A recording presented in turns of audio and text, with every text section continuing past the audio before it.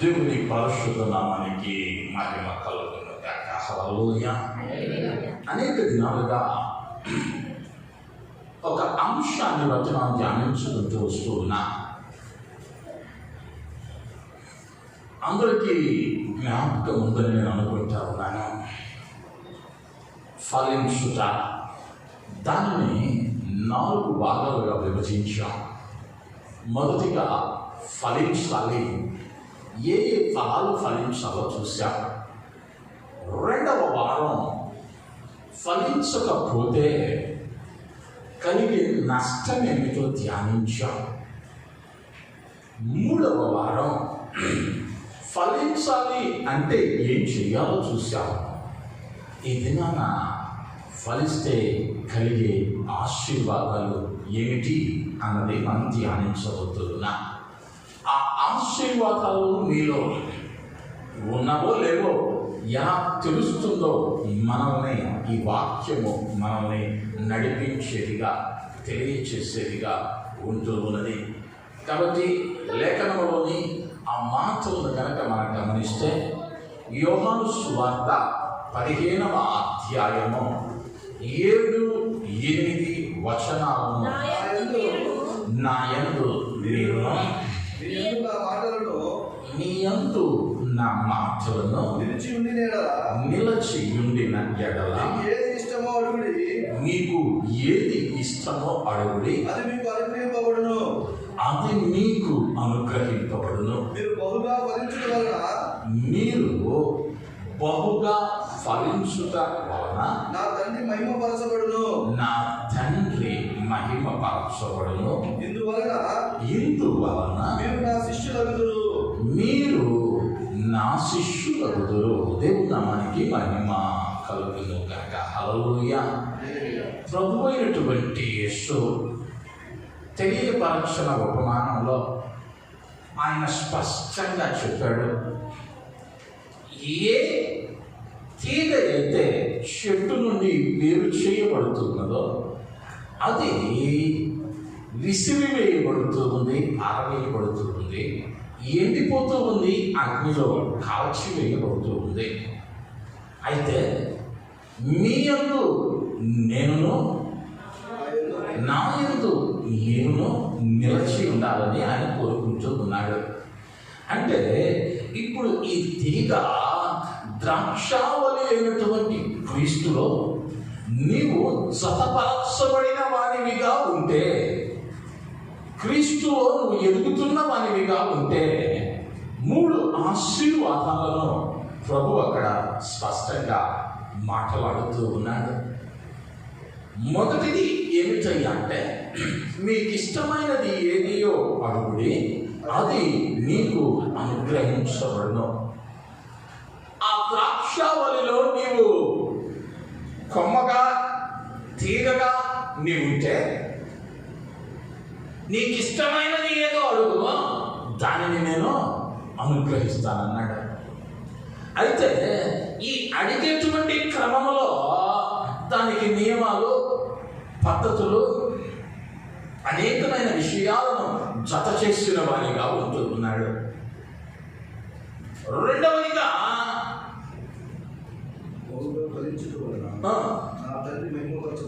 నా తండ్రి మహిమపరచబడును.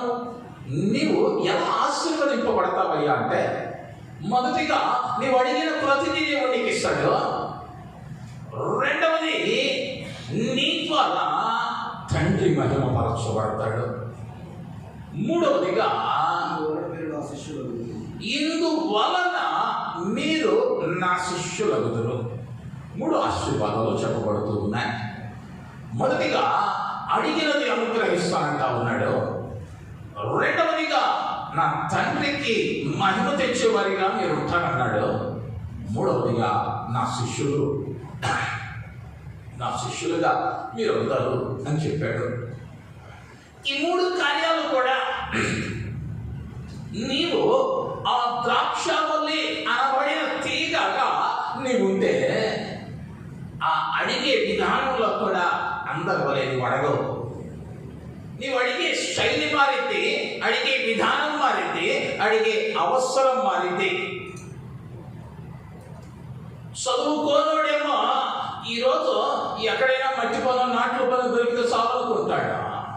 చదువుకున్నవాడు ఒక ఐటీ కంపెనీలో మంచి ఉద్యోగం కోరుకుంటాడు. వీరిద్దరిలో చదువుకున్నోడికి చదువుకోని వానికి వ్యత్యాసం ఉంది అడగటంలో.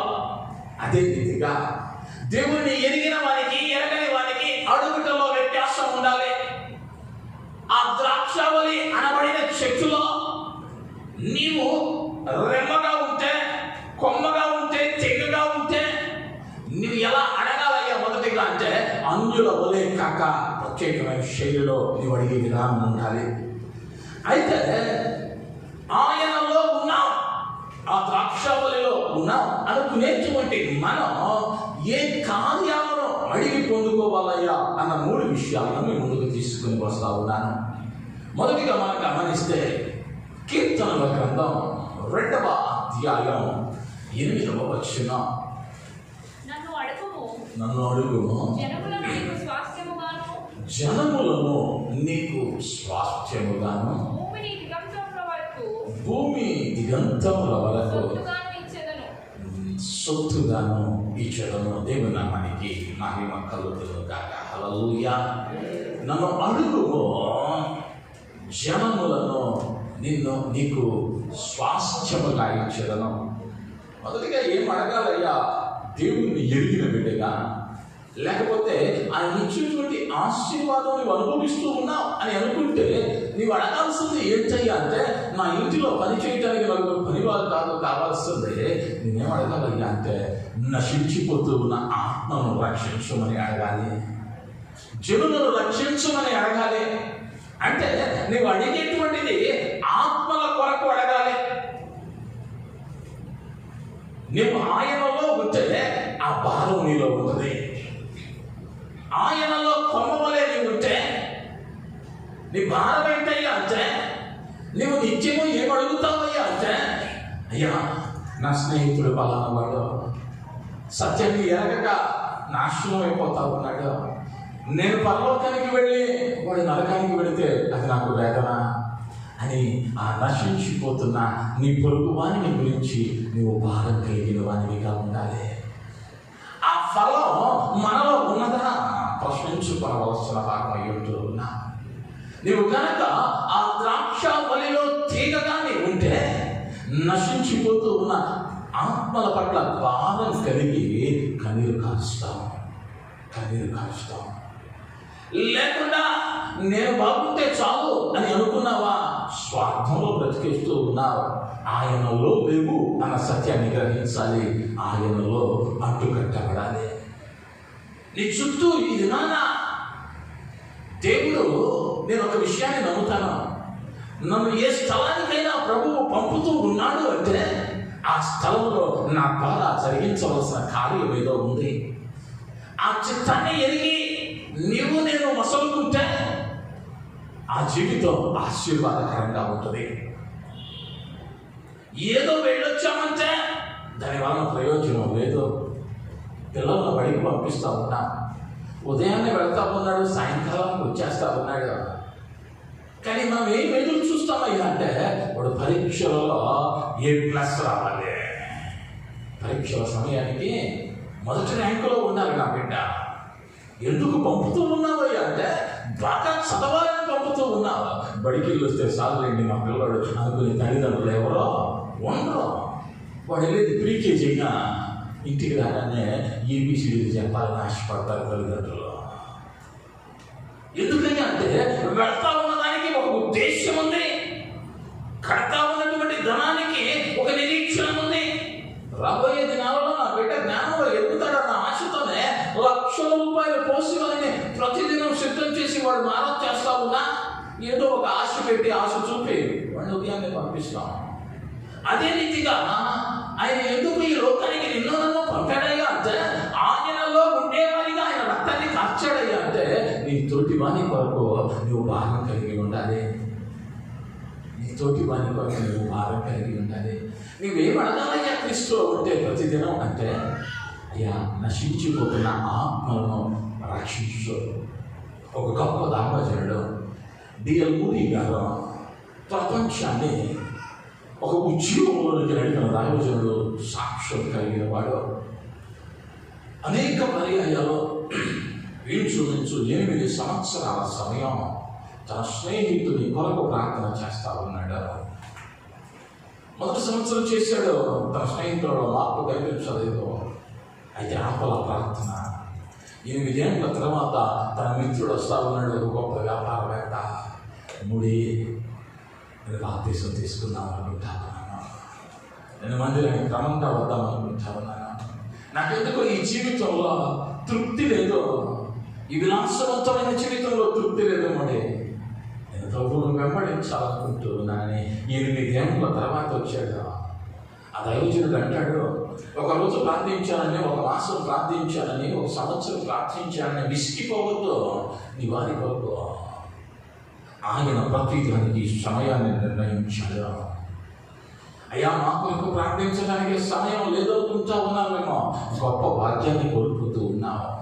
యోబు గ్రంథంలో 42వ అధ్యాయంలోనికి వస్తే యోబును ఎందుకు దేవుడు ఆశీర్వదించాడో చెబుతాడు. అక్కడ ఏమంటా ఉన్నాడయ్యా అంటే, యోబు తన స్నేహితుల కొరకు ప్రార్థన చేయగా ఏం చేస్తుంటాడయ్యా ప్రార్థన అంటే, వచ్చంటా ఉన్నారో, యోబు ఎంత భక్తి చేసావు, ఏమి లాభం, నీ భక్తి అంతా ఏమైంది, నువ్వు చేసిన దాన ధర్మాలు ఏమయ్యాయి, నిన్ను దేవుడు ఎందుకు ఇలా విడిచిపించాడని విశ్వాసము లేని వారిగా, నిరీక్షణ లేని వారిగా తన ఇరుగు పొరుగున ఉన్న స్నేహితులు వచ్చి హేళన చేస్తా ఉంటే వారి కొరకు ప్రార్థన చేస్తా ఉన్నాడు. ఏం చేస్తుంటాడయ్యా అంటే, వారు మార్చబడాలని, ఈ యోబు స్తుతించినట్లు వారు దేవుని స్తుతించాలని ప్రార్థించి ఉంటాడు. అయ్యా, మీరు మార్చబడాలి, వీరి ప్రవర్తన మారాలి, వీరి మాట తీరు మారాలని ప్రభువును వేడుకొని ఉంటాడు యోబు. ఆ ప్రార్థనను చూసిన ప్రభువు యోబు 1వ అధ్యాయంలో ఎట్టి ఆస్తిని అయితే కలిగి ఉన్నాడో 42వ అధ్యాయంలోనికి వచ్చేసరికి ఆ ఆస్తి 2 మార్చబడతా ఉంది. ఎప్పుడయ్యా ఆశీర్వాదం అంటే, నశించిపోతా ఉన్న ఆత్మల కొరకు నీవు అడగగలగాలి. అడుగుతూ ఉన్నామా? భారతదేశం యొక్క ఆ యొక్క జనాభా లెక్కలు వేదనకరంగా ఉంటా ఉన్నాయి. అయితే నీ బాధ్యత మోకరించగలుగుతూ ఉన్నావా, అడగగలుగుతూ ఉన్నావా ప్రశ్నించుకోవాలి. ఆయనలో నీవు ఉంటే ఖచ్చితంగా అడుగుతావు, దానిలో సందేహం లేదు. 2వదిగా ఏం అడగాలయ్యా అంటే, యాకోబు పత్రిక 1వ అధ్యాయము 5వ వచనం, మీరు ఎవరికైనా జ్ఞానము కొదువుగా ఉన్న ఎడల అతడు దేవునిని అడగవలను. 2వది ఏం అడగాలయ్యా అంటే, జ్ఞానం అడగాలి. మనం ఎవరో కూడా జ్ఞానంలో పరిపూర్ణం కాదు. తాడును తన్నేవాడు ఉంటే దాన్ని తల తన్నేవాడు ఉన్నాడు అన్నాడు పెద్దలో. నువ్వు జ్ఞానం అని నీవు అనుకోవద్దు అని వాక్యం చెబుతూ ఉంది. అంటే అనునిత్యము నీకు నాకు జ్ఞానం అవసరం. ఈ జ్ఞానము కొన్ని పర్యాయాల్లో మనకు లేకపోవటాన్ని బట్టి కొన్ని ఇబ్బందికరమైన పరిస్థితుల్లోనికి నెట్టబడతా ఉంటాం. జ్ఞానముగా ఆలోచించక తీసుకున్న నిర్ణయాలను బట్టి, చేసిన పనులను బట్టి, మాటలాడిన మాటలను బట్టి కొన్ని పర్యాయాల్లో వేదనకరమైన పరిస్థితుల్లోనికి నెట్టబడతాం. ఈ జ్ఞానము లేకపోతే కుటుంబంలో సమాధానం ఉండదు. జ్ఞానము లేకపోతే కుటుంబాలలో నెమ్మది ఉండదు. ఈ జ్ఞానము చాలా అవసరమైంది. నీవైనా నేనైనా ఆస్తులు, అంతస్తులు, ఆరోగ్యము వీటన్నిటి కన్నా దీన్ని ఒక్కదాన్ని పట్టుకోగలిగితే, ఈ జ్ఞానాన్ని అడగగలిగితే మన జీవితాలు ఆశీర్వాదకరంగా ఉంటాయి. దానిలో నిపుణుడు ఎవరయ్యా అంటే సొలొమోను గారు. సొలొమోను రాజు అయ్యాడు తన బాల్యంలో. చిన్నవాడిగా ఉన్న దినానే రాజుగా అయితే ఈయనకేమి జ్ఞానహీనుడు కాదు సొలొమోను. సొలొమోను జ్ఞానం అడిగాడు అంటే జ్ఞానము లేనివాడని కాదు అర్థం. ఎందుకయ్యా అంటే తాను జన్మించినది మొదలు అంతఃపురంలోనే ఉన్నాడు. పుట్టినదే మొదలు అంతఃపురంలో తన తండ్రి తీసుకుంటున్న నిర్ణయాల్లో, తన తండ్రి ఏ విధంగా తీర్పిస్తూ ఉన్నాడో, ఏ విధంగా సైన్యాన్ని సిద్ధం చేస్తూ ఉన్నాడో, ఏ విధంగా యుద్ధాలకు వెళుతూ ఉన్నాడో అన్నిటినీ క్షుణ్ణంగా చూసినవాడు, ఎరిగినవాడు, యుద్ధ విద్యలను నేర్చినవాడు. అంటే జ్ఞానం లేనివాడు కాదు, జ్ఞానం ఉందే. కానీ సొలొమోనుకి ఏం తెలుసయ్యా అంటే, దేవుడిని కనుక ఆయన జ్ఞానం కొరకు అడగగలిగితే, ఆయన జ్ఞానాన్ని నేను పొందుకొనగలిగితే ఇక నాకు ఈ రాజ్యంలో ఎటువంటి తొందర ఉండదు అన్న సత్యాన్ని ఎరిగి దేవుడు అడుగుతా ఉన్నాడు. అయ్యా, నాకు జ్ఞానం ఇవ్వు, నీ జనులను నీతి న్యాయములతో పరిపాలించేటువంటి జ్ఞానాన్ని నాకు దయచేయి. నేను చిన్నవాడను, బాలుడును, నా శక్తి చాలదు అని అడిగాడు. ప్రభు అన్నాడు, సొలొమోను, నీవు ఐశ్వర్యము, ఘనతయో, రాజ్యమును ఇమ్మని నన్ను అడగలేదు కనుక నీవు అడిగిన జ్ఞానముతో పాటు ఘనతయు, ఐశ్వర్యమును నీకు ఇచ్చుతున్నాను. ఈ జ్ఞానం ఉంటే ఐశ్వర్యము, ఘనత దానితో పాటు వస్తాయి. ఈ జ్ఞానం ఉంటే సమస్యల వలయాల్లో నువ్వు చిక్కుకోవు, లేదా తీసుకుంటున్న నిర్ణయము వలన నష్టపోవు. అనేక పర్యాయాల్లో మనం ఆలోచించక వేసేటువంటి అడుగు మనము ఇబ్బందులలో పడవేస్తూ ఉంటుంది. అందుకని నేను నిత్యము ఏమడగాలయ్యా అంటే, నీ ప్రతి పనిలోనూ, నీ ప్రతి అవసరంలోనూ ఆయన మీద ఆధారపడి ఆయన జ్ఞానములకు తగినట్టుగా పెడతావు, ఆయన జ్ఞానం మీద ఆధారపడతావు. ప్రభు అంటాడు, ప్రభువా ప్రభువా అని పిలుచు ప్రతివాడును పరలోకములో ప్రవేశించాడు, కానీ నా తండ్రి చిత్తం ఏదో ఎరిగి దాని ప్రకారం జరిగించేవాడు. తండ్రి చిత్తాన్ని ఎరిగి జరిగించాలి అంటే ముందు తండ్రి ఏమనుకుంటా ఉన్నాడో తెలుసుకోవాలి. తండ్రి ఏమనుకుంటున్నాడో తెలుసుకోవాలి అంటే ఆ తండ్రితో సంబంధం ఉండాలి. ఆ సంబంధం కావాలి అంటే అది జ్ఞానం ఇవ్వని ఆయన్ను మనం అడగాలి.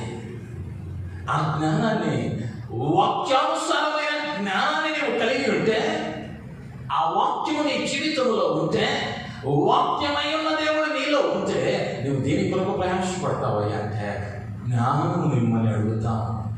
మన ప్రార్థనలో దానిని అడగగలుగుతూ ఉన్నామా? అడుగుతూ ఉంటే ఆ ద్రాక్షావళిలో తీగవలే నువ్వు ఉన్నావని అర్థం. అడగలేకపోతా ఉన్నామంటే వేరేగా మేము ఎండిపోయే స్థితిలోనికి వచ్చామేమో, ఆలస్యపడిపోతూ ఉన్నామేమో, ప్రశ్నించుకోవలసిన అవసరం ఉంటూ ఉన్నది. మూడవది, మత్తయి సువార్త 19వ అధ్యాయం 16వ వచనం.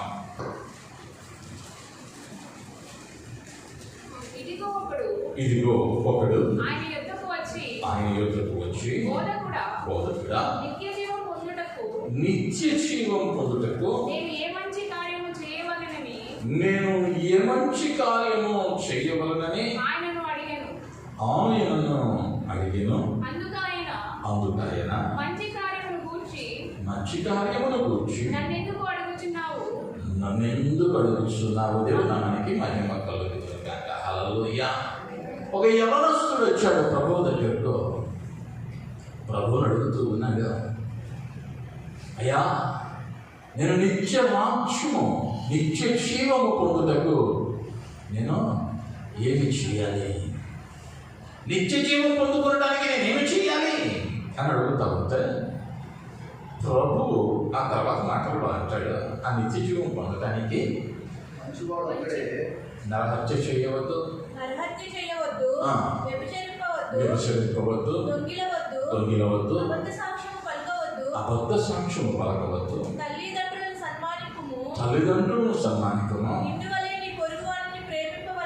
నిన్ను వలె నీ పొరుగు వారిని ప్రేమింపవలను అనున్నవియే అని చెప్పాను. ప్రభువు ఏం చేస్తే నిత్య జీవంలోకి వెళతావో చెప్పాడు. ఇప్పుడు ఆ యవనస్తుడు అంటా ఉన్నాడు, అయ్యా, ఇవన్నీ నేను చేస్తూ ఉన్నాను, నా బాల్యం నుంచే జరిగిస్తూ ఉన్నాను, వీటిని మానవ చేస్తూ ఉన్నానని ఆ యవనస్తుడు చెబుతూ ఉన్నాడు. ఆ తర్వాత ప్రభు అంటాడు, అందుకు యేసు, నీవు పరిపూర్ణుడగుటకు కోరిన ఎడల పోయి నీ ఆస్తిని అమ్మి బీదలకిమ్మో.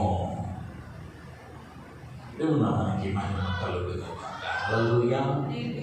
ఇవన్నీ చేస్తా ఉన్నా వాళ్ళలో ఏం కాలేదయ్యా అంటే పరిపూర్ణత రాలా. వ్యభిచారం చేయలా, దొంగతనం చేయలా, అబద్ధ సాక్ష్యం పలకలా, దొంగిలించలా, తల్లిదండ్రులను సన్మానిస్తూనే ఉన్నాడు. ఇవన్నీ చేసిన ప్రభు అన్నాడు, నిత్య జీవంలోనికి నీకు రావడానికి సంపూర్ణత లేదు. నీకు ఒకటి గుర్తుకుంటావన్నది, నువ్వు ఎలా మార్చబడాలయ్యా అంటే పరిపూర్ణమైన వానివిగా మార్చబడాలి. బైబిల్ గ్రంథంలో ఉన్న 99 కార్యాలను నేను చేస్తా ఉన్నానని చెబుతా ఉన్నాడు ఆ యవనస్తుడు. అయ్యా, నువ్వు చెప్పిన దానిలో 99% నేను చేస్తా ఉన్నాను. అయితే ప్రభు అంటా ఉన్నాడు, నువ్వు 100కు రావాలి, పరిపూర్ణుడు కావాలి. ఆ యవను నీకు సహాయిస్తా ఉన్నాడు. అతడు మిక్కిలి ఐశ్వర్యవంతుడు కనుక వాని మనసంతా తన ఆస్తి మీద ఉంది. ఇప్పుడు ప్రభు అంటా ఉన్నాడు, దానిని అమ్మి బీదలకు ఇచ్చి నన్ను వెంబడించమన్నాడు. అయితే వాడు మిగుల ఆస్తి కలవాడు కనుక ఆ మాట విని వ్యసనపడి, దేవుడు ఎదురాడప్పుడు అడుగుతాడు అని వ్యసనపడి నిత్య జీవమును విడిచి వెళ్ళిపోతూ ఉన్నాడు. నీవేం అడగాలయ్యా అంటే నిత్య జీవాన్ని ఆయన దగ్గర నుంచి పొందుకోవడానికి అడగాలి. ఆ నిత్య జీవం పొందుకోవాలి అంటే అది ఏదో ఒక దినమో ఒక పూటో అయిపోయేటువంటి పని కాదు. జీవితకాలం ప్రయాసపడవలసినటువంటి క్రమం. 99% నేను పాటిస్తూ ఉన్నాను. ఆ ఒక్కటేనండి ఆ ఒక్కటి కూడా మార్చబడాలి. నీవు పరిపూర్ణతలోనికి రావాలి. ప్రభు యవనస్తులకి చక్కగా చెప్పాడు, అవన్నీ చేస్తా ఉన్నావుగా, సరే అది రైట్ పట్ల లేదు, నీవు పరిపూర్ణతలోనికి రావాలి. నీవు ఆయనలో ఉంటే నీవేం చేస్తావయ్యా అంటే పరిపూర్ణత వైపు అడుగు వేస్తావు. ఆ నిత్య రాజ్యం, నిత్య జీవం కొరకు నీవు ప్రయాసపడతావు. మనం ఆ నిత్య జీవము పొందటానికి నేటి దినాన గనక ఈ మాట వింటూ ఉన్నప్పుడే ఆయన కడబోర స్వరము మ్రోగితే నువ్వే గుంపులో ఉండబోతా ఉన్నావు. నిత్య జీవాన్ని పొందుకునే గుంపులో ఉన్నామా, లేదా నిత్య నరకానికి పోయేటువంటి గుంపులో ఉన్నామా? పరిపూర్ణతలో మనం ఉన్నామా లేదా ఒక్కసారి ప్రశ్నించుకోవాలి. నేను అనేక పర్యాయాలు జ్ఞాపకం చూస్తూ ఉన్నాను. ఈనాటి క్రైస్తవ్యానికి ఏమైందయ్యా అంటే మా తాతలు చెప్పారు, ప్రభువు ఇదిగో త్వరగా వచ్చుచున్నాడు. మా తండ్రులు చెప్పారు, ఇదిగో త్వరగా వచ్చుచున్నాడు. మా కాలంలో కూడా వింటా ఉన్నాం, ఇదిగో త్వరగా వచ్చుచున్నాడు. వచ్చినప్పుడు చూద్దాంలే, ఇక వచ్చినప్పుడు చూడటానికి నీకేమీ లేదు. రొమ్ములు బాదుకుంటూ, పెడబొబ్బలు పెడుతూ, కన్నీరు కాలుస్తూ, అయ్యా నా సేవకులను ఒక్కసారి చిటికిన వేలతో నా నాలికలు తడపటానికి పంపమని కేకలు వేయాలి. దామంతుని వలే లాజరునయ్యా నా ఇంటి ముందుండి వాడు అడుక్కున్నంత కాలం వాడు చెప్పిన మాట నేను వెళ్ళలేదయ్యా, ఒక్క చుక్క. ఇక అప్పుడు ఉపయోగం లేదు. నోవాహు కాలంలో 120 సంవత్సరాలు బోధించాడు నోవాహు మాట మనుషులలో. కానీ ఒక దినాన ఎన్నడూ చూడని జలప్రలయం వచ్చింది. తలుపులు మూయబడ్డాయి. ఇప్పుడు వచ్చి కొడతా ఉన్నారు, తాత తలుపుది, మామ తలుపుది, బాబాయ్ తలుపుది అని తలుపు దగ్గరికి వచ్చి కొడతా ఉన్నారు. తీసే అవకాశం లేదు. దీపం ఉండగానే ఇల్లు చక్కదిట్టుకో. ఎప్పుడు ఏమి సంభవించునో ఎవరికినే తెలియదు. నిత్య జీవనం కోసం ప్రయాసపడతా ఉన్నావా, వాయిదా వేస్తా ఉన్నావా? కొన్ని పర్యాయాలు, కొన్ని సంఘటనలు, కొన్ని మాటలు మమ్మల్ని ఎంతో వేదన గురి చేస్తూ ఉన్నాయి. ఎంతో ప్రయాసతో కుటుంబాలు, జీవితాలు ఆశీర్వాదకరంగా ఉండాలని ఎంతో ఒక ఆదివారం ఇక్కడ నిలవబడి మాట్లాడటానికి ముందు ఎంతో ప్రయాసపడాలి, ఎంతో వేదన చెందాలి, ఎన్నో గంటలు కనిపెట్టాలి. అప్పుడు మాత్రమే నిరంతరాయంగా 1 గంట సేపు మాట్లాడగలం. పాస్టర్లు అంటే ఎక్కితే మాట్లాడేస్తారు అని అనుకుంటే పొరపాటే. ఎక్కి ఏది పడితే అది మాట్లాడితే వచ్చిన వానికి దీవెన కాదు. కనిపెట్టి మాట్లాడితే అది వచ్చిన వానికి దీవెన. అయినప్పటికీ ఇన్ని సత్యాలు వింటూ కూడా మెట్లు దిగే సమయానికి వాటిని విడిచిపెట్టి మన జీవితాలను సరిచేసుకొనక నిత్య జీవము వైపు అడుగులు వేయక ఇంకా ఆలస్యం చేస్తా ఉన్నామేమో ప్రభువు పేరట హెచ్చరిస్తూ ఉన్నాను. ఈ దినమున కనుక నేను ఈ మందిరంలో ఆయనను అడిగేటువంటి పద్ధతిని మార్చుకొనలేదా? నా ప్రభువు రోషం కలిగిన దేవుడు, నా ప్రభువు రోషం కలిగిన దేవుడు. ఒక చిన్న సంఘటన నేను జ్ఞాపకం చేస్తా ఉన్నాను. నా తండ్రి గారి పరిచర్య దినాలలో ఒక దినం నా తండ్రి గారు వాక్యం చూపుతూ ఉన్న సందర్భంలో ఏదో ఒక అకస్మాత్తుగా ఒక సంఘటన జరగటాన్ని బట్టి వాక్యాన్ని వేరొక దైవజనునికి అప్పగించి వేరొక సంఘ పెద్దకు అప్పగించి బయటికి వెళ్ళారు. అది మొదటి ఆదివారం. అది ఒక బాప్టిస్టు సంఘం. మొదటి ఆదివారం బల్లారాధన ఇవ్వాలి. తండ్రి గారు ఇంకా రాలేదు. అక్కడ ఉన్నటువంటి ఒక సంఘ పెద్ద బల్లారాధన మనం ఇచ్చేద్దాం పాస్టర్ గారు రావడానికి ఆలస్యం అవుతా ఉంది. అక్కడ ఉన్న వారు చెప్పారు, అయ్యా ఆ పని మనది కాదు, అది వాక్యానుసారం కాదు, అభిషక్తుడైనటువంటి వాడు మాత్రమే ఆయన రొట్టెను ద్రాక్షారసాన్ని అందించాలి ప్రార్థించి. జనులు ఆయన ప్రార్థించాడు, పనిచేశారు. ఇంటికి వెళుతూ ఉన్నాడు. మార్గ మధ్యంలోనే 45 ఏండ్ల యవనస్తుడు గుండెపోటు వచ్చి కుప్పకూలిపోయాడు. ఆసుపత్రి వెళ్ళేసరికి మరణించాడు. అనుకుంటా ఉన్నామేమో కృపాకాలంలో ఉన్నాం, ఇప్పుడు దండించడం ఒక రోజు వచ్చింది, ఆ రోజు లెక్క చెప్పాలనుకుంటా ఉన్నామేమో. ఆయన కోపం తెప్పిస్తే క్షణమాత్రం నిన్ను మరిస్తే క్షణం నిన్ను గురించి నా ప్రభువు ఆలోచించడం మానివేస్తే నీ బ్రతుకును బాగు చేయగలిగిన వాడు ఈ లోకంలో ఎవడో లేడు. ప్రభు బయట బ్రతుకులాడుతా ఉన్నాను. ఆ ద్రాక్షవల్లిలో తీగగా ఉన్నావా, కాలిపోయేటువంటి స్థితిలో ఉన్నావా? ఈరోజు కనుక ఈ విధంగా నీవు అడిగేటువంటి విధానం లేకపోతే ఈరోజు ఒక తీర్మానం తీసుకోవా.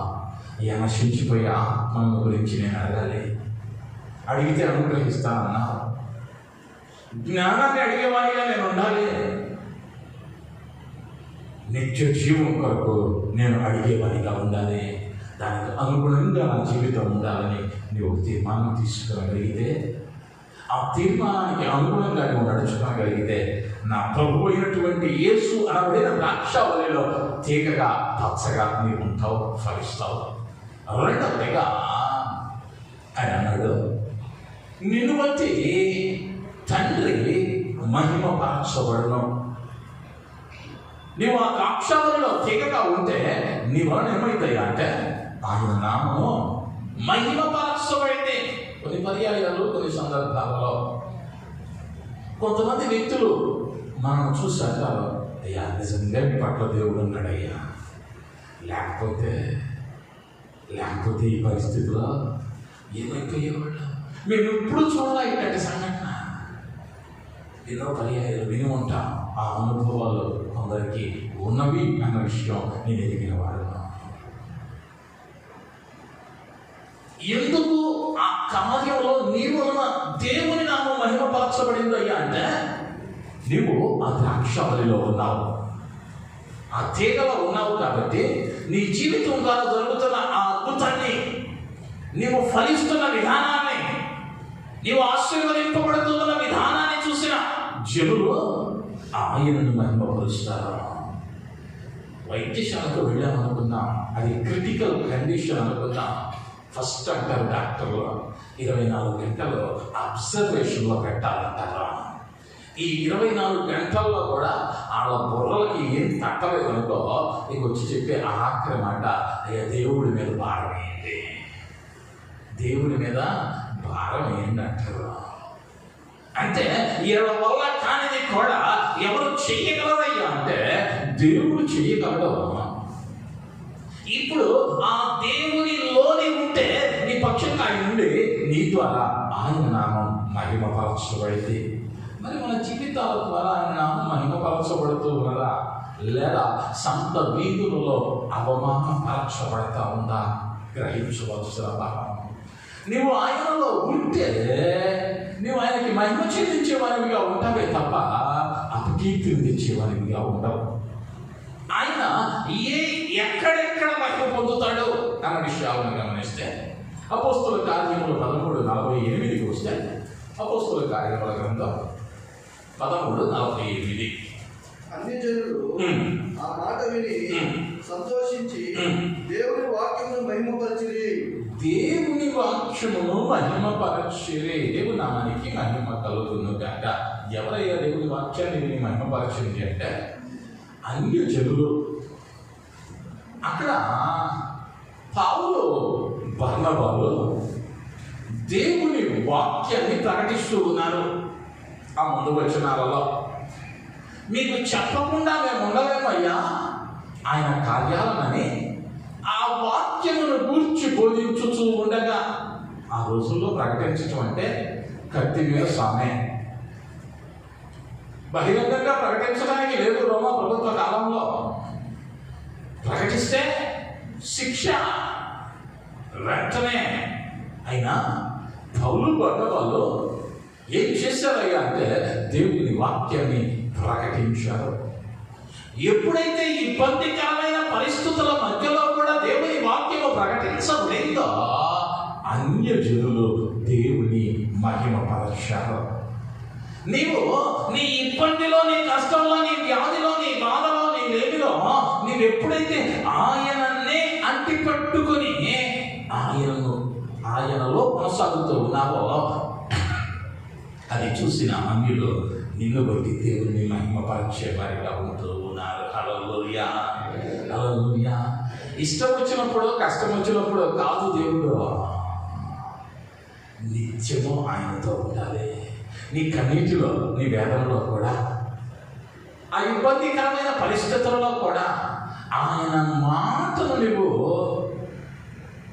ఇతరులకు తెలియచేసే వారివిగా, ఇతరులకు చూపగలిగిన వారివిగా నీ జీవితం ద్వారా ఉండగలిగితే, మొదటిగా ఎక్కడ మహిమ పరచబడిందయ్యా ఆయన నామం అంటే అన్య జనుల ఎదుట మహిమ పరచబడింది. ఎప్పుడైతే వారు మహిమ పరచావో వారు దేవునిలోనికి రాబట్టబడ్డారు.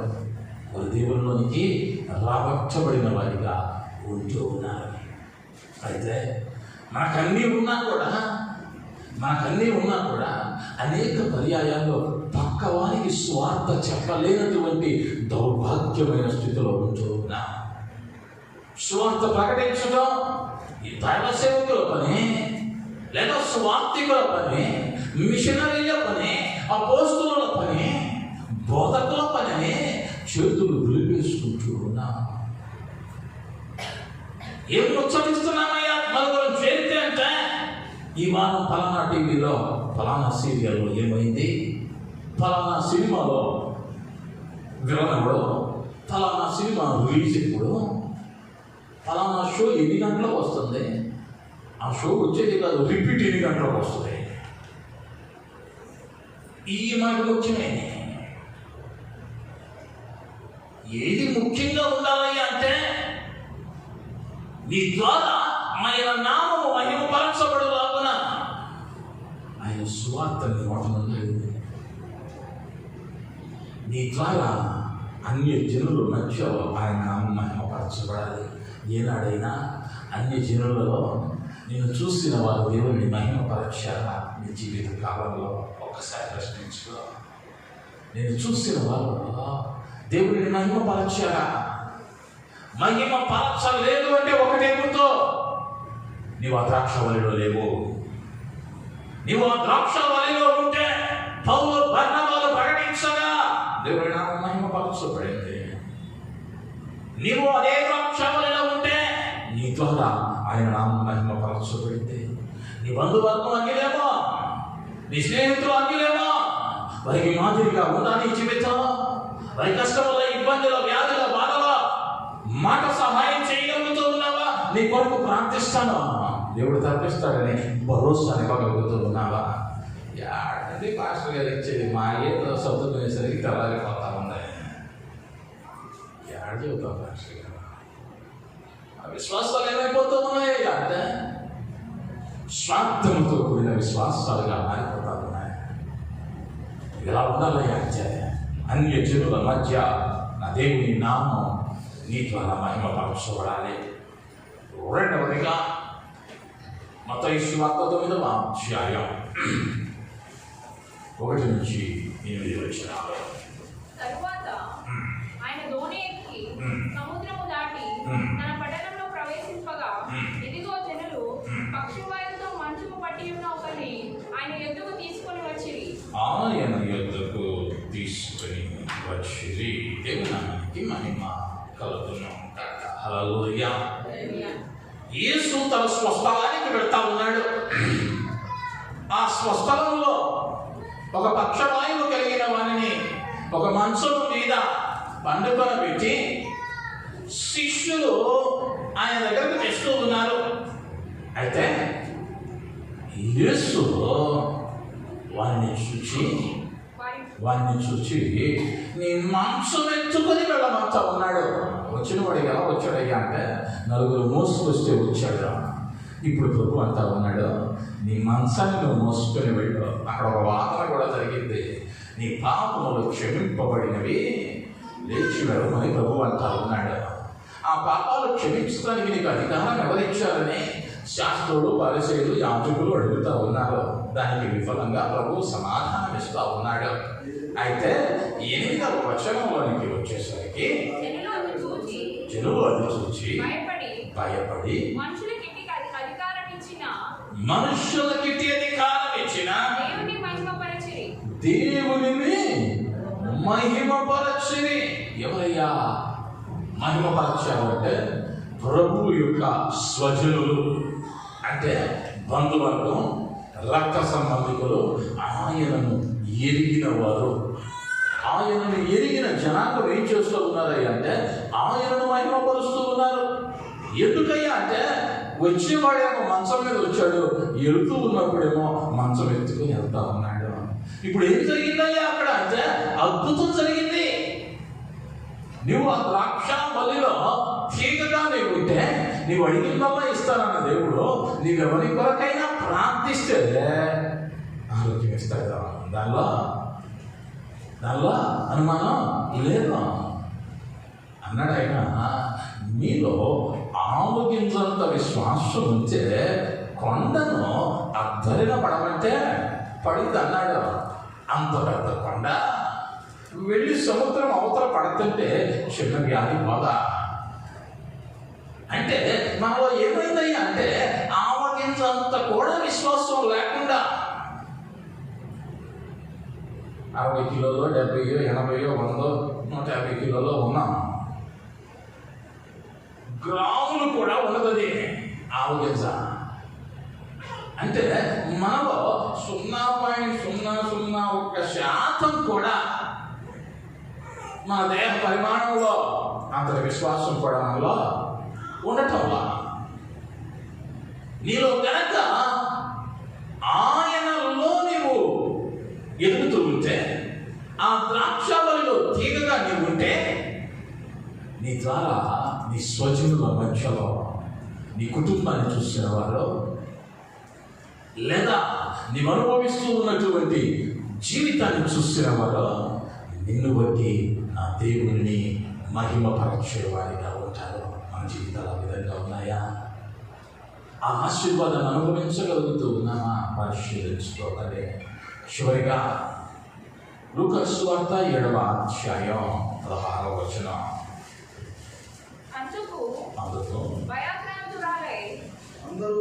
అందరూ భయాక్రాంతులై మనలో గొప్ప ప్రవక్త బయలుదేరి ఉన్నాడని దేవుడు తన ప్రజలకు దర్శనము గ్రహించి ఉన్నాడనియు దర్శనము కలిగించి ఉన్నాడనియు దేవుని మహిమపరచిరి. దేవునిని మహిమ పరచిరి. దేవుడు నామానికి మహిమ కలుగునుగాక. అక్కడ కొంతమంది దేవుని మహిమపరుస్తూ ఉన్నారు. వీళ్ళు ఎవరయ్యా అంటే, ఒక శతాధిపతి ఈయన మందిరాన్ని కట్టించాడు. ప్రభు పరిచర్య కొరకు ఎంతో సహాయం చేశాడు. ఇతని దాసుడు అనారోగ్యంతో బాధపడతా ఉన్నాడు. ప్రభువుకు సిఫార్సు వస్తా ఉన్న శిష్యుల దగ్గర నుంచి, అయ్యా ఇతడు నీ పని కొరకు ఎంతో ప్రయాసపడ్డాడు. ఈయన ఎవరయ్యా ఇప్పుడు అంటే, మన విశ్వాసేనయ్యా, మనం ఒక్కసారి వెళ్ళి మన దాసుల కొరకు ప్రార్థిద్దాం అని అంటా ఉంటే, ఆ వ్యక్తి వచ్చి, అయ్యా నువ్వు నా ఇంటికి రావడానికి నేను యోగ్యుడు కాదు, నువ్వు మాత్రం సౌకర్యము నా దాసుడు స్వస్థత పొందుతాడు. అయితే ప్రభువు వాని పక్షంగా మాట్లాడుతూ ఉన్నాడు. ఆ దాసుడు స్వస్థత పొందుతూ ఉన్నాడు. ఇది చూసిన జనులు ఏమయ్యారయ్యా? విశ్వాసులు అంటే భయక్రాంతులయ్యారు. నిన్ను చూస్తూ ఉన్నటువంటి తోటి విశ్వాసి, నిన్ను చూస్తూ ఉన్నటువంటి తోటి సహవాసి నిన్ను బట్టి దేవుణ్ణి కనపరచాలి. నీ పక్కన కూర్చున్న వాడు ఇలా ఉండాలిరా విశ్వాసం. సహోదరుని ప్రార్థన వల్ల నా ప్రార్థన ఉండాలని, దేవుణ్ణి మహిమపరచేటువంటి స్థితిలోనికి నీ విశ్వాసం రావాలి. నేను చూసిన వాడు అనుకోకూడదు, అరే ఎలాగైనా ఉండొచ్చు కానీ వీళ్ళ ఉండకూడదు. నా ఏమైనా ప్రయోగం అనేవాడు, నన్ను చూసిన వాడు వీడు ఎందుకు పనికిరాడు, నాతో తిరగటానికి ఇళ్లలో పంపించేవాడు కాదు పొరపాటునే. నేను బైబిల్ కాలేజీకి వచ్చినాక మొదటి సెలవులకు మా మందిరానికి వెళ్తే మొదటి ఆదివారం మందికి బైబిల్ కాలేజీ వచ్చినాక పద్ధతులు మారాయి. బల్లారాధన కదా, ఇక్కడ మా అలవాటు ఏందయ్యా అంటే బల్లారాధనకి వైట్ అండ్ వైట్లో వెళ్తాం. అంతే వైట్ అండ్ వైట్ వేసుకొని వెళ్ళా. ఆ చర్చి సెక్రటరీగా ఉన్నాడు బయట. వందనాలు అంకుల్ అన్న, ఇందులో కొత్త వేషం వేసావు అన్నాడు. ఇందులో కొత్త వేషం వేసావు అన్నాడు. బైబిల్ కాలేజీలో చేరాను అంకుల్ అన్న. అది నువ్వా? కాలేజీ మూసేసి ఉంటారుగా, కాలేజీ మూసేసి ఉంటారుగా అంటే మన బ్రతుకులు నలుగురు చూస్తూ ఉంటారు. ఎవరో చూడటం లేదంటే నువ్వు మోసం చేసుకున్నట్టే. కాసేపు మందిరానికి వచ్చాం, పక్కన కూర్చొని వెళ్ళిపోయామంటే నువ్వు వెళ్ళిన తర్వాత నీ గురించి మాట్లాడుకుంటారు. అది లోకం నైజం. అయితే నీ తోటి విశ్వాసి నిన్ను చూసి దేవుని మహిమపరుస్తూ ఉన్నాడా, లేదా దేవుని నామము అవహేళన చేయబడతా ఉందా ప్రశ్నించుకోవాలి. ఎవరైతే నన్ను ఆ రోజున అవహేళనగా మాట్లాడారో ఆ తదుపరి దినాలలో వారే నన్ను బట్టి దేవుడిని మహిమపరచిన వారిగా ఉన్నారు. ఎప్పుడైనా ఆ కార్యం జరిగింది అంటే, ఆ ద్రాక్ష వలిలో తీగగా నీవు ఉండాలి. ఆ ద్రాక్ష వలిలో తీగగా ఉంటే దేవుడు నీ ద్వారా ఎక్కడెక్కడ మహిమ పొందుతాడయ్యా అంటే, అన్ని జనులలో మహిమ పొందుతాడు, స్వజనులలో మహిమ పొందుతాడు, విశ్వాసుల మధ్య ఆయన మహిమ పొందుతాడు. మూడవదిగా ఏం ఆశీర్వాదాన్ని ఇచ్చాడయ్యా అంటే, మీ అందువలన మీరు నా శిష్యులు అనబడుదురు. అందువలన మీరు నా శిష్యులు అనబడుదురు. శిష్యులు అనబడేటువంటి వారు ఎవరు అన్న విషయాన్ని గమనిస్తే, మార్కు సువార్త 6వ అధ్యాయం 1వ వచనం. ఆయన అక్కడి నుండి బయలుదేరి స్వదేశమునకు రాగా ఆయన శిష్యులు ఆయనను వెంబడించిరి. ఆయన శిష్యులు ఆయనను వెంబడించిరి. దేవుని నామానికి మహిమ కలుగునుగాక. హల్లెలూయా. ఆయన శిష్యులు ఆయనను వెంబడించిరి. శిష్యుడు అనేవాడు ఏం చేస్తాడయ్యా అంటే, తన గురువును వెంబడిస్తాడు. వెంబడించడం అంటే ఆయన ఎటుతే తెలియనట్టు కాదు, ఆయన ఏది చేస్తూ ఉన్నాడో దానికి తగినట్లుగా చేయటం.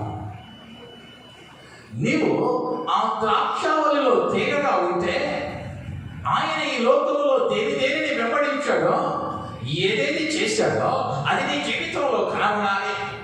ఆయనను వెంబడించే వారివిగానే ఉండాలి. మరి ఉంటా ఉన్నామా? ఆయనను వెంబడిస్తాం, లోకాన్ని వెంబడిస్తామంటే ఆయనలో నీవు లేవు అన్న విషయాన్ని జ్ఞాపకం చేస్తా ఉన్నాను. వెలుగున్నటువంటి గదిలో చీకటి ఉండటానికి అవకాశమా లేదు. ఒకరికి దయ్యం పట్టింది, ఆ దయ్యమును ప్రభువు పారద్రోలాడు. అయితే ఆ హృదయం ఏమైందయ్యా అంటే ఖాళీగా ఉంది. ఇప్పుడు ఖాళీగా ఉంది. ఆ ఖాళీ స్థలం నింపబడలా. ఇప్పుడు వెళ్ళిపోయినటువంటి వాడు మళ్ళా కొద్ది కాలం తర్వాత ఆ మార్గం గుండా వెళుతూ నేను గతంలో ఉన్న ఇల్లు ఎలా ఉందో చూద్దామని వెళ్ళాడు. అది ఖాళీగా ఉండటం చూసి వానికంటే మరి చెడ్డమైనటువంటి 7 దయ్యాలు తీసుకొని వచ్చి ఆ ఇంట బస చేస్తూ ఉన్నాడు, నివసిస్తూ ఉన్నాడు. అంటే మనం దేన్ని వెంబడిస్తూ ఉన్నామో ప్రశ్నించుకోవాలి, పరిశీలించుకోవాలి. క్రీస్తును వెంబడిస్తూ ఉన్నామా? ఆయనలో ఉంటే ఆయననే వెంబడిస్తాం, లోకాన్ని విడిచిపెడతాం.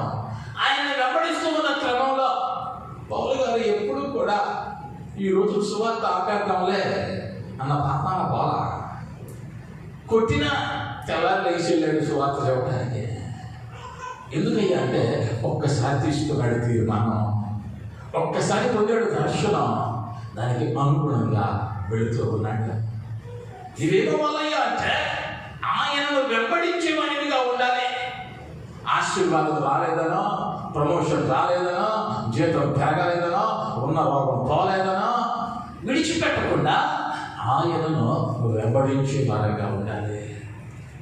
అది కష్టమైన ఎప్పుడైనా ఇష్టంగా మారింది అంటే ఆయనను నీవు పూర్ణ హృదయంతో వెంబడిస్తే ఆ వేదనలో కూడా కన్నీళ్ళు ముత్యాలే రావుతాయంట. ఆ వేదన కన్నీళ్ళు కూడా ముత్యాలుగా అనిపిస్తాయి. ఎప్పుడయ్యా అంటే గుండె నిండా యేసు ఉంటే కన్నీళ్ళే ముత్యాలు అంటాడు. ఆయనను వెంబడిస్తూ ఉంటే నీవు అనుభవిస్తూ ఉన్న శ్రమ వెనక దాగి ఉన్న ఆశీర్వాదాన్ని చూడగలవు. నీవు పొందుతూ ఉన్న శ్రమ వెనక ఉన్న ఆశీర్వాదాన్ని చూడగలవు. ఎప్పుడయ్యా అంటే ఆయనను వెంబడించినప్పుడు. రెండవదిగా మత్తయి సువార్త 11:29.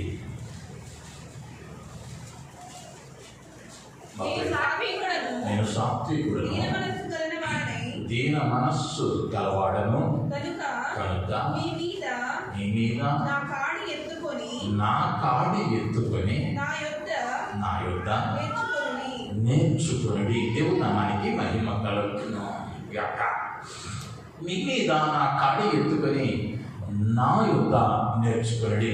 మీరు ఆయన శిష్యులైతే ఆయనను వెంబడిస్తూ ఉన్నామని నీవు అనుకుంటే ఆయన యొద్ద నీవు నేర్చుకోవాలి. ఎక్కడా కూడా టీచర్కి పిల్లడు పాఠం చెప్పడం జాగ్రత్తగా గమనించాలి. టీచర్కి పిల్లవాడు పాఠం చెప్పడం.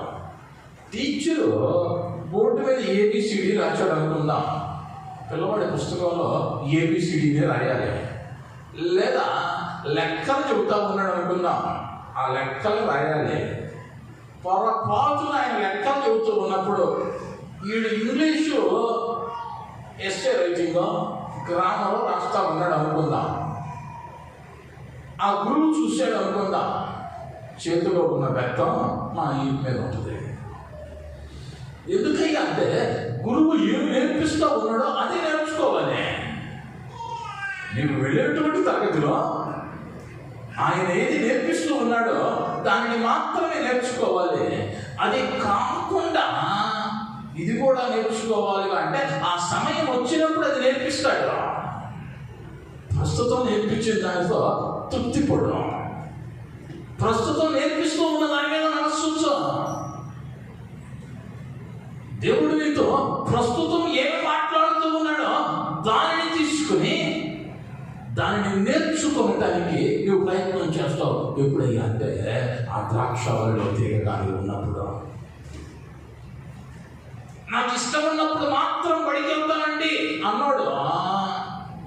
రేపు కంప్యూటర్లో రిజల్ట్ రాగానే వెబ్సైట్లో మన నెంబర్ ఉండదు. అవునంటారు కదంటే కాలేజీకి వెళ్తా ఉన్నాం, ఒక ఎంట్రన్స్ ఎగ్జామ్ రాసాము, కుదిరినప్పుడు చదువుతాంలే అన్నాడు. నెంబర్ ఉండదు అక్కడ ఏమి ఇచ్చారు సిలబస్లో? ఆ సిలబస్ని రేగి పగలనకుండా కష్టపడ్డాడు, వాళ్ళ నెంబర్ ఉండడానికి అవకాశం ఉంది. అదేవిధంగా ప్రభు ఏం నేర్పిస్తూ ఉన్నాడో నీకు, ఆయన మందిరంలోనో, ఆయన సేవకుల ద్వారానో, లేదా నీవు అనుదినము చేస్తూ ఉన్నటువంటి ఆ వాక్య పఠనము వలననో ఏమి నేర్పించాలనుకుంటా ఉన్నాడో అది నేర్చుకోవటానికి ఆసక్తి కనబరుస్తూ ఉన్నావా? కనబరుస్తూ ఉన్నావంటే ఆ ద్రాక్షలో తీగగా ఉన్నావు.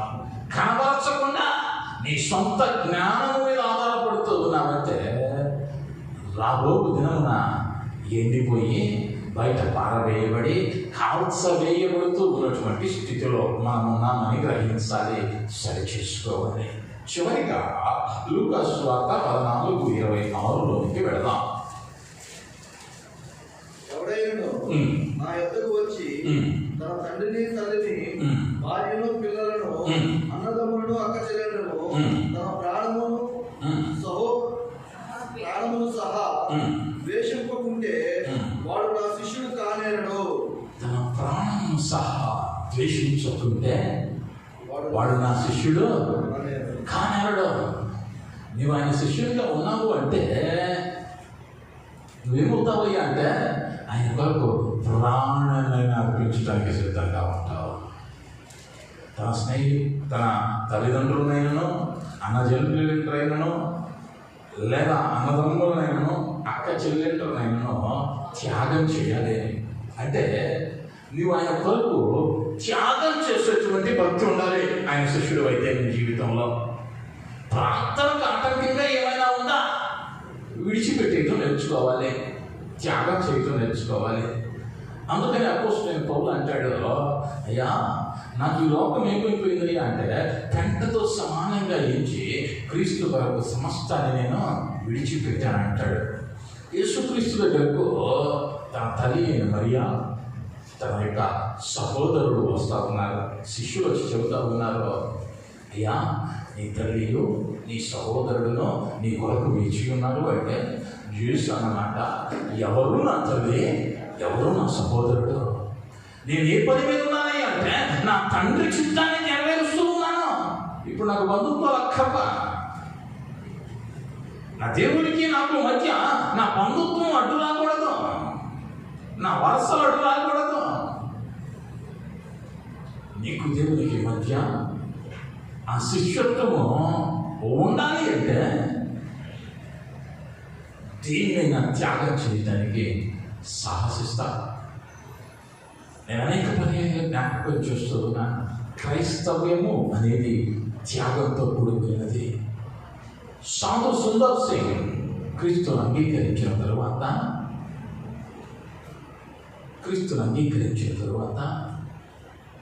తన తల్లి ఒక ఆలోచన చేసింది. పరుగు పోతా ఉన్న అందరిలో ఎలాగైనా వీడిని ఇంటికి పిలిచి ఆహారం విషయం పెట్టి చంపేద్దాం అనుకుంది. ఇప్పుడు సాధు సుందర్ సింగ్ గారు అప్పటికే గృహాన్ని విడిచి వెళ్ళిపోయాడు. ఎందుకయ్యా అంటే ఆ ఇబ్బంది తట్టుకోలేక వారికి దూరంగా ఉంటూ ప్రభువులు ఎదుగుతూ ఉన్నాడు. ఇప్పుడు ఇంటికి వచ్చాడు. చక్కని సిక్కుల ఆహారాన్ని ఆయనకు అందించింది తల్లి. అయితే దానిలో విషయం ఉంది. తల్లి విషం కలిపిందన్న సంగతి సాధు సుందర్ సింగ్కి తెలిసిందే. ఆయన తన చేతులు ఎత్తి దేవునికి స్తుతులు చెల్లించి ఆహారాన్ని తిని చక్కగా నడుచుకుంటూ వెళ్ళాడు. తల్లిదండ్రులు ఆశ్చర్యానికి గురయ్యారు. నువ్వు కనుక నీ అయిన వారిని త్యాగం చేయగలిగితే ఏది నీకు హాని చేసేదిగా ఉండదు. పురుషోత్తం చౌదరి గారు అనుకుంటా ఒక చక్కని పాట రాస్తాడు. ఆ పాట గుర్తు రావటం వల్ల ఆయన కూడా అన్యుల కుటుంబం నుంచి రక్షించబడ్డాడు. చాలా విలాసవంతమైన కుటుంబమే. ఇంటిలో నుంచి గెంటి వేశారు. 2 సంవత్సరాలు అటు ఇటు తిరిగాడు. 2 సంవత్సరాల తర్వాత బహుదినాలుగా ఆకలితో అలమటిస్తూ ఇంటి ఎదురుకు వచ్చి తన ఇంటి ఎదుటే తన తల్లిని పిలుస్తూ ఉన్నాడు. అమ్మా అమ్మా అన్నాడు. ఆ తల్లి అనుకుంది, ఎవరో అడుక్కునే వాడు వచ్చి అడుగుకొని ఆ రోజు చేసిన పులిహార తీసుకొని వస్తా ఉంది బయటకు వచ్చి చూసేసరికి మాసిపోయిన గుడ్డలతో కుమారుడు ఉన్నాడు. వాడిని చూసిన వెంటనే జాలి వేయటానికి బదులు తల్లికి ద్వేషం పెరిగింది. ఎదురుగా గొడ్ల చావిడి ఉంది. ఆ గుడ్ల యొక్క మలమూత్రాలు విసర్జింపబడిన వాటి పక్కన ఈ పులిహోరను తీసుకుని వెళ్ళి అక్కడ ఉంచి అక్కడ పెట్టి నేల మీద వేసి ఇప్పుడు తినరా అందంట ఆ తల్లి. అప్పుడు ఒక పాట రాస్తాడు, అద్భుతమైన పాట, అనేకులను కదిలించిన పాట. ఎంత గొప్ప భాగ్యమో, చక్కని పాట. అనేక పర్యాయాల్లో దేవుని దగ్గర రావటానికి, దేవుని వెంబడించడానికి సాకులు చెబుతా ఉన్నామేమో.